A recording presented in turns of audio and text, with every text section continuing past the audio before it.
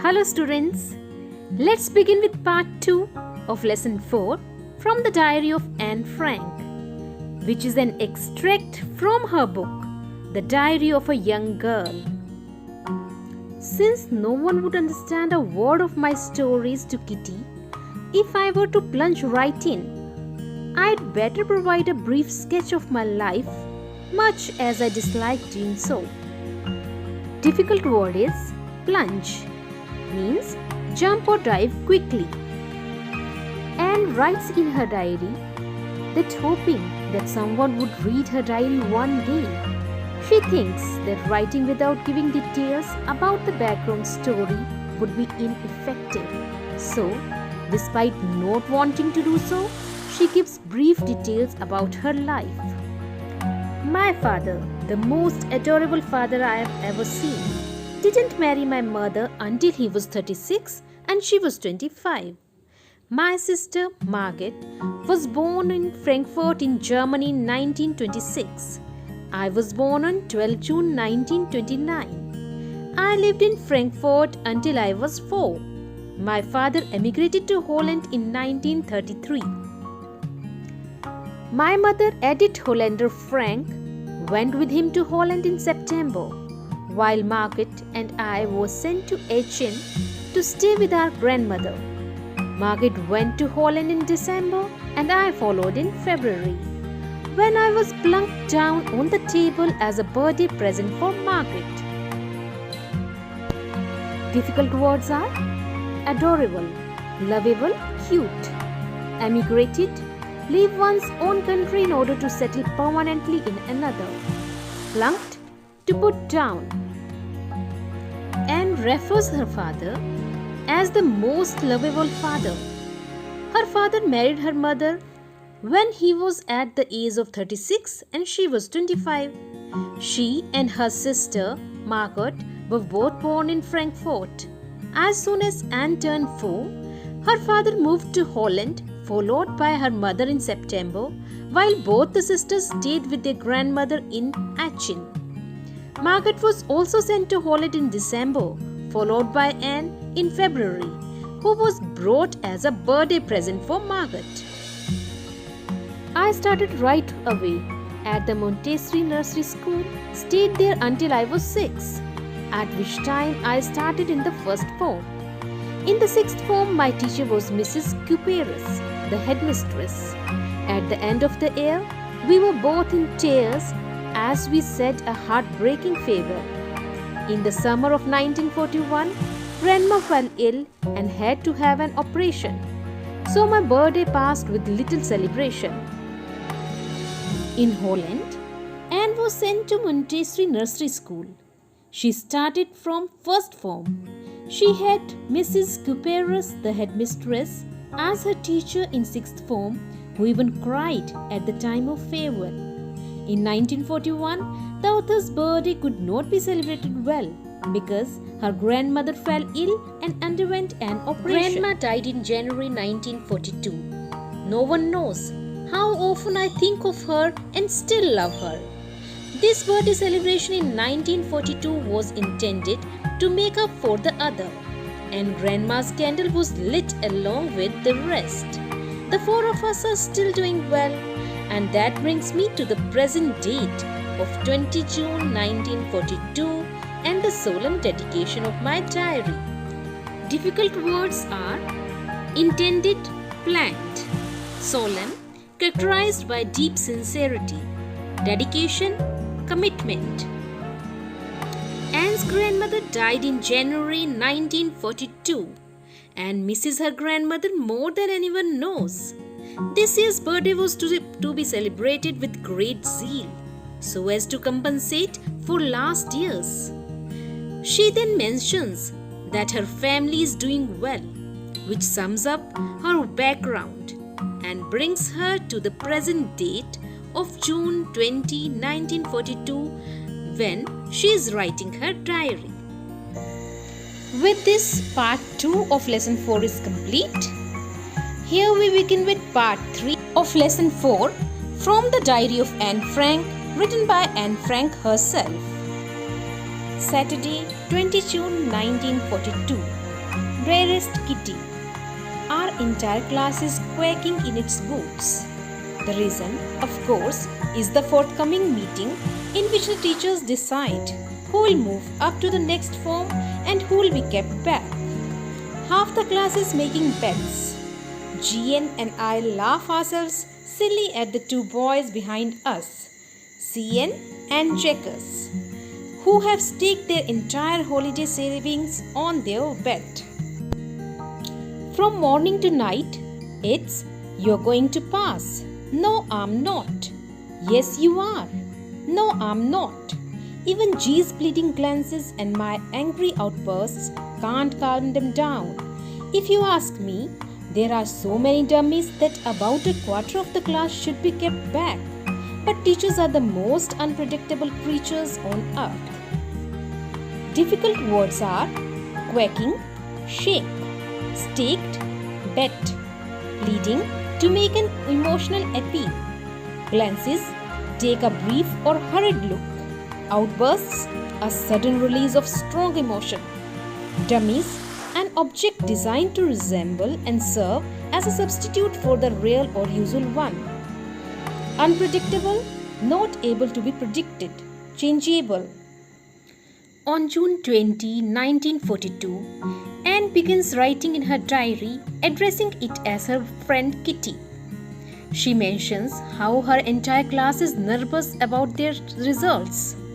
It will be decided by a meeting of teachers in which they will select students to be moved to next class or kept back. Many students were making bets. G was polite as she tried to stop them from making noise, while Anne scolded them, but none of it worked.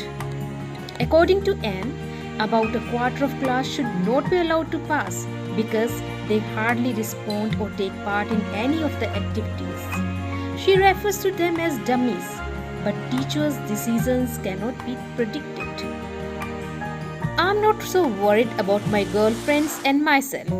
We'll make it. The only subject I am not sure about is maths. Anyway, all we can do is wait. Until then, we keep telling each other not to lose heart. Not to lose heart means not be discouraged.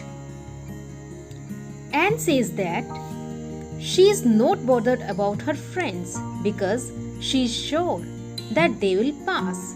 The only thing that she is unsure about is mathematics. She seems to be having a tough time with the subject. But all they could do was wait for the results and not to lose their hope. I get along pretty well with all my teachers. There are 9 of them, 7 men and 2 women. Mr. Keesing, the old fogey who teaches maths, also annoyed with me for ages because I talked so much. After several warnings, he assigned me extra homework. An essay on the subject, a chatterbox. A chatterbox? What can you write about that? I would worry about that later, I decided. I jotted down the title in my notebook, tucked it in my bag and tried to keep quiet. Difficult words are old fogey, an old-fashioned person, annoyed, slightly angry, irritated, chatterbox, a person who likes to chatter, very talkative, jotted, write something quickly. Anne tells how she has a great relationship with all her teachers except the maths professor. He was constantly irritated by her talkativeness. Despite several warnings, Anne did not stop talking in his classes, which prompted him to give her extra homework as punishment.